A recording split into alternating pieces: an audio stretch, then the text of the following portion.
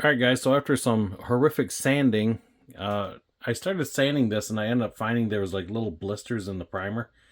So sanded down. I actually went down to 1500 and then worked my way back up. So we got everything ready to go and ready to spray. So we are spraying this with Mr. Hobby White 1000. And we're going to get her all shot up and see what she looks like. So we got everything primered in white. Cab, everything looking pretty good. So now we're gonna just take and do a light wet sanding on this and we'll call it good and we'll get it ready for paint. So I'm gonna wet sand this quick and we'll see how she looks after the fact. All right guys, so we're gonna get the Ranger color mixed up. We'll move some of the stuff out of the way. Bench is a mess. I have to do some serious cleaning like always. So I got 3 bottles of white here. These are MCW enamels. We got white, gloss white. I'm not sure what the big difference here is. We got white gloss enamel and gloss white enamel. Yeah, so we're going to use this one because I have 2 of these, and we're going to go with this. And this must be just basic white. I'm assuming this is a gloss white for a model year of car. I might have to look that up. Not sure. Or this might be the base white. Either way, this is what we're using. So we'll get this mixed up, and I'm going to do my standard mix ratio. I'm going to use my mr.color leveling thinner, and we have some MCW hardener, which I keep in this guy right here. You guys never use these. These are the way to go. They open so easy. You know, it's like very little effort to open them. And it's just a lot easier because a lot of times, especially hardener in these bottles, yeah, they'll glue right up on you. Yeah, okay. All right, guys, so we're going to take a couple cups. I'm going to do we're going to actually spray a lot of white. There's a lot of parts that needs to be painted on this. So I'm going to mix it a little heavier than normal. So like I say, my cups are always measured out in milliliters. I usually do 5 and 5. I think for this I'm going to go 7.5 and then 7.5 mr.color leveling thinner. And then we'll do a full 3.5 of milliliters of the hardener. So we'll get this measured out. I have vigorously shaken this with the handy mixer. So by mixing quite a bit of this, I know I should have enough to give it a few good shots. So that first coat, we're going to give it just kind of a quick hit. And for me, my tack time is letting it, once I paint the other parts, I'll go back. That's my tack time. I don't let it set for 10 minutes and all that stuff. With this MCW enamel, you can pour it on pretty heavy. I do have a video made of why I use multiple cups. I should post that. It's actually on YouTube. It's not set for public. I should put it on there. Okay, we are at 7.575 on the money, and then we'll do a little hardener. So let me take you and show you this real quick. So as you can see right there, we are 7.5, and now we are going to add 3.5 milliliters of MCW hardener. So we're going to throw this guy in here. Oh yeah, that gives me lots of paint. And now we can reuse this cup because it just had thinner in it. So there's 3.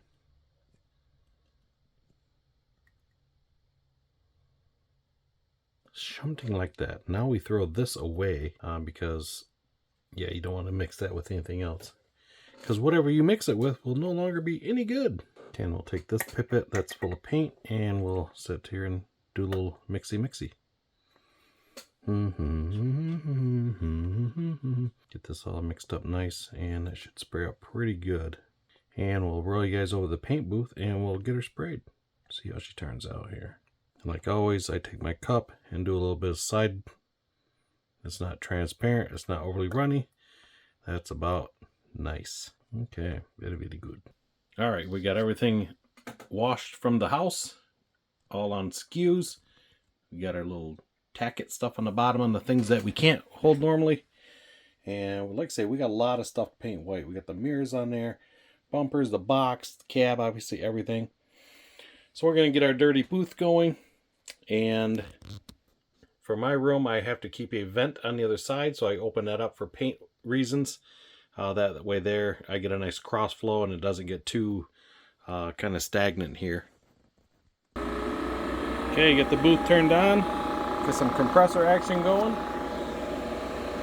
And last, always wear the mask. All right, get started. Alright guys, so starting out, I always like to spray a test spoon just to make sure things are spraying good.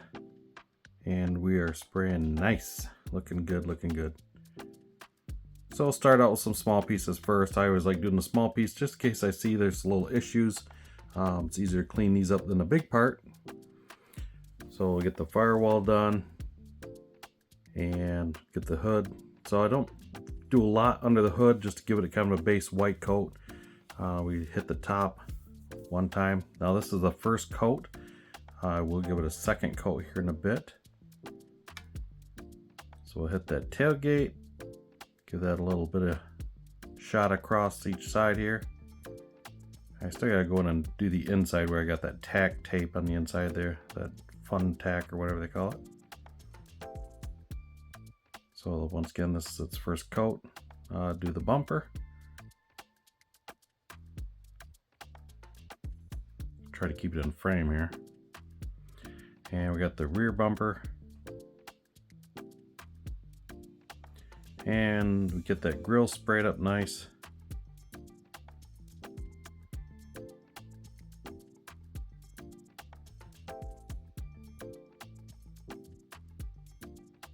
And on to the cab. So the cab, I give it a lot of multiple light coats. As you can see, some of the spots where I sanded it, kind of sanded through the white primer. Sometimes white's a little harder to fill, but it painted pretty good. It filled in pretty nice.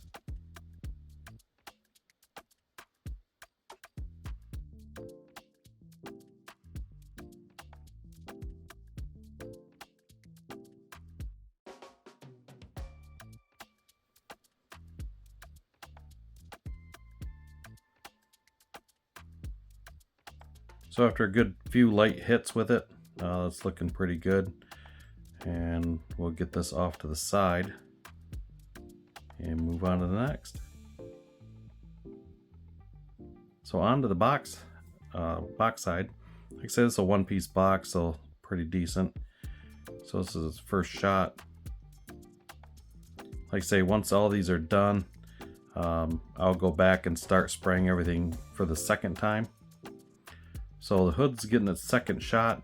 So the time that I sprayed my first components, like the first parts, that's all I use for tack time, is that time right there. As soon as I get done to that box, then the hood sat and tacked up. So I just kind of reverse order everything and just do right back where I started. And that's all the time I give it for tacking up. So we'll shoot that tailgate once more. And this is its final paint job here. Grab that bumper once more and back on the box. So that box filled in pretty nice. No concerns with panel lines or anything like that. And we'll give that cab one last shot. Like I say, I'd give this a lot of multiple coats. So sometimes it looks like it's being doused on, but it's actually going on pretty, pretty light. Just a lot of multiple coats. To get this cab finished up, and we should be all set with it. Like I say, it's sprayed out really nice.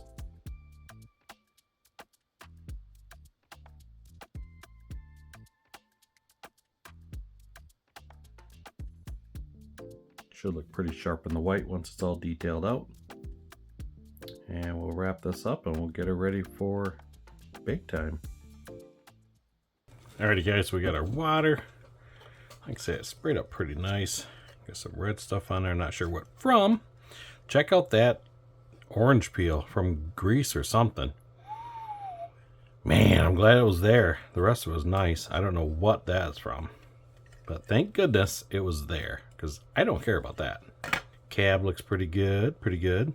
So we're going to give this a quick wet sand, and I'm just going to hit this with my 5000, because there's a couple spots. There's one right there. I mean, that's like it landed in there after the fact. So what we're going to do is get these going, and then we're going to put these decals on. Ooh, sketchy. I think they'll be okay. I mean, they look all right. All right. I mean, come on, those look good. No, we'll see. we'll see. I've had a few people comment that they have decals for me if I do need them, but we will see. We will find out here momentarily and see how it goes. So I got me a leftover piece from when I sanded the primer, so we're just gonna cut the end of that off like so. Get him soaking. I'm gonna start with the tailgate. I'm gonna get that wet sanded. When I put decals on, I like to leave them sit overnight just to make sure they dry good. Just because you don't want to rush those and end up with a little bit of a those didn't go too good. The tailgate's pretty nice, but we'll get it to match the rest of it. Like I say, I'm just gonna do just a light wet sand. And I'm using my my 5000. I know it's a little on the high side for doing this, but I like it. I like the process of it because it's slow. It's not overly aggressive, and because I don't need to take it down like, oh, you know, like just gouge it down to nothing. I don't have to do that.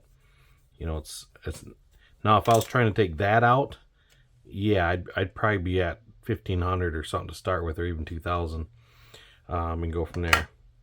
So this here, like I say, it didn't really need nothing, so just that little bit I just did. All right, we're gonna leave that like so. We'll just wash him off in the water, and we'll get on this guy here. Actually, I'll do the cap first because that just seems more fun. There's a lot of little crevices in there. I get the spot here. That's my one I really need to get out. So I'll just wet sand this until that spot goes away, and then we'll be done. Because the rest of the roof looks really nice. Okay, we'll check that quick. Now, I'll tell you, white is really hard to see things. I see you. Just a little spot there. Get him gone, and we should be good. Sometimes when there's a high spot like this, actually a more coarse paper works better because you're knocking that down. But sometimes a sponge, I notice, will kind of go around the situation, you know, because the sponge is soaking up that high spot. I mean, it's still cutting it down, but it's one of those, just got to be careful with the surrounding areas. I can barely see it there, so I think we're going to just call it good. I don't want to go too far because I don't want to go down into the primer. As I say, we're going to leave it and call it good. I hit it again. You know, that's typical. Come on, you just said you're going to quit. But we're almost there. Yeah, and then you get that burn through and you're like, oh, now we did it. All right, we are going to leave it there because it's got to be close enough. So just hit this guy here on the side a little bit. Stay away from those corners. And obviously, you don't have to wet sand it before you give it the clear on it, but I tell you what, it'll help that clear lay down really nice. Okay, we're gonna leave that like so. I don't go any further than that. I don't want to burn it. You know, if I burn it through on this edge here, it wouldn't bother me because I'm doing black around that anyways. Just mainly concentrating on the couple spots I knew that was in here and give it a nice spot for that decal to lay down. That's all I'm gonna do with that. I'm not getting carried away with it. Just enough to flatten her down a little bit. So I have little black hairs all over this, and I mean they're really small. So we have that black poodle in the house, and he always wants me to pet him on the way out. And sometimes I think I get a little hair from out here and some of my hands or whatnot. And I think, dang it, dog! I just washed my hands before I come out here. Gotta have a hug. Gotta have a hug. Silly thing. Yeah, I'm definitely not gonna get carried away in this. This just looks like Burn Haven right here. Cut through the old side piece here and call her good. So I may try to panel line these doors quick before I shoot this. See how good that sticks in that white. So that looks pretty nice there. It's pretty dark. I don't want it to where it's just like an eyesore, just black. That actually looks pretty good where it's at. So I think we'll leave that. But the door jambs, I think I'm going to try to hit that with some panel line and see if we can get it to look good. The nice thing about it, if you don't like it, you can easily wipe it off real quick. Then while we're wet sanding, if it stains it a little bit, we can just go through and just wet sand it again. Or just leave it there and just wet sand over top the door jamb, and whatever you get left behind that works pretty good too. So once these dry, these decals, and then I'll take this in the house and wash it once again, and then we'll come back and do the clear coat. So we'll try those decals out and see how those hold out. Okay, so I'm going to reference to my chart here on the decals. Figure 18, it says here. So this is kind of just gives you your decal location. Obviously, most instructions do. I know where they go, but I just want to make sure I got the placement, you know, somewhat correct. I like when they do the color charts, like you show here, the interior, exterior color chart for Ford Splash. Like say you got exterior colors only come in 4 colors. You had vibrant red, brilliant blue, raven black, or Oxford white. Then your interior colors are the royal blue, ruby red, opal gray, and mocha. I don't remember ever seeing the mocha one. But like I say, the one I was looking to buy years ago, it was Oxford white with the royal blue. And then it had the orange decals. It was sharp looking. Yeah, should have got it. But oh well, too late now. I'm sure it's probably in your fridge right now, turned into a Coke can or something. Who knows? The one that I was looking at. I'm sure it's no longer around. Remember the Cash for Clunkers thing back then? It's probably got taken in that deal. Okay, so I'm thinking these are going to be okay. So side decals 1 and 3 go on the fender. 5 goes across the tailgate.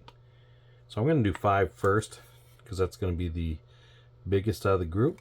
And we'll see how these go. These look super sketchy. I'm not gonna lie. They look kind of on the. I think we're gonna make it, but we'll see. I probably just had some new ones made up, but it's not that big a deal. You know, it's not like that. So I'm gonna leave that like so, because I can tell if there's moving or not. I'll leave that 5 in there. So once that 5 wipes off there, it should be good to go. So according to the paperwork, this should sit roughly around here. Not quite halfway down, but just where the splash logo is, just below the body line. So in the water we go, curling up like they should. So we'll see how those do. And like usual for my decals, I set them in there just for a little bit. Get a paper towel, and then I'll set them on paper out here and let them kind of finish their life out on a paper towel. About 20-30 seconds usually does the job. Sometimes, so you see how these decals have this black stuff on here?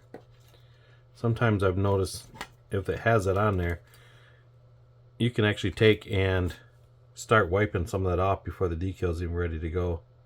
See that? It wipes off. So that way you're not transferring it on. So it's like glue or just part of the decal, like the paper. See, my 5 is not moving yet, so we're good there. I just gotta be careful not to wipe too much because I don't want to rip the decal. Not that that has never happened before, right? Now that I wiped it off good, I'll dip it back in for one more dippy dip, and we'll leave it sit there for a minute. So I don't think I'm going to do any microsol or anything like that. I might do some microset. I'm not sure. We'll see how they sit on there. So I like to apply this microset just with these little tester micro sponge brushes. I think these work really good for this. I usually try to save it, but I don't know. It always gets lost. You know how that goes. You don't need a crazy amount on there, just enough to make it happen. You just have to just wipe around there. Even though sometimes you think you're wiping it off, it's still on there. If you look at it from the side, it's on there. All right, let's see how we're doing here. Oh, number 5 is not even moving. Oh, there it is. The number 5 has left the building, so we'll rip that off. We'll give her one more dip, just make sure we're not drying out here. Get myself a couple of Q-tips handy. And let's see what we got here. Ooh, stubborn. I'm going to have to put her back in the water for a minute. Okay, so we finally got those down. They split on me a couple times, so we got them patched back together. And we're just going to let them sit and dry. I think I got some decals around here for the Ford logo, so I'm going to look for those real quick. Then we'll call this good. We'll let this dry, and then I'll get the rest of the cab done. And we'll see how she goes from there. Alright guys, so we're getting some clear coat mixed up. So we're doing this is 5 milliliters, 2.5 of thinner and 2.5 of the clear hardener. So we'll get this dumped in and we'll get this bad boy mixed up. So we have everything on skews ready to go. This is all washed up. The decals, once I put decals on, I let them set overnight just to make sure they're nice and cured.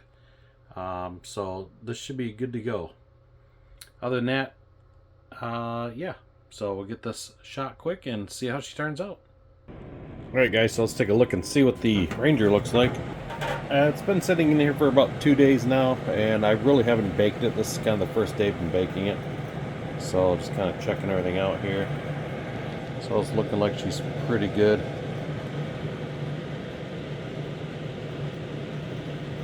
So that is with the MCW, if I can say it right, white, with the MCW clear. So it looks pretty good. That looks pretty clean. I don't even think I have to polish that. I like it. Let's see what the old cabby cab looks like here. If I could take it off that skew. So it looks pretty good. Those decals, I was not, I mean, obviously they're older, but they almost seem like the color was bleeding on them a little bit. I had a problem with this. I had to cut it, so I had to make the one short. And I had the other one set, and I thought, dang it, so I had to pull it away from the Ranger emblem a little bit there. Not a big deal. So it'll look good once it's all trimmed out black. You can only see one side at a time anyways, right? I think the box painted out pretty good. Turned out pretty nice. So yeah, ugly mark when I first painted it. I don't know where that came from. So yeah, I'm pretty happy with this. It's turned out pretty good, looks like. Let's see the tailgate because it's got the other decals on it. Yeah, so it looks alright. So the Ford decal, that is a raised decal. That's where that comes from. And I actually had a decal on the grill, and it was out of the AMT Bronco kit. And just as I was just getting ready to clear it, the decal I noticed was peeled, so I thought, oh, so I sat with a pick and I peeled it off. And, of course, I didn't have time to put another one on there, you know, to let it dry before I clear coated. So I just thought, well, I guess I'll get clear coated and then I'll put a decal on after the fact. And worst case, I'll just take a little clearer on a brush and just tack it on there. Should be alright. Should be alright. Gonna give these a little bit more dry time and go through and do some of the black trim on it. Yeah, we should look pretty good. So in you go. We'll check it when the cookies are done, and we'll come back from there. We're going to wrap this video up. Probably running a little longer than I'd like to see. So I appreciate you guys tuning in, checking out the channel, and we will see you guys on the next video. Have a good one. Thanks for watching.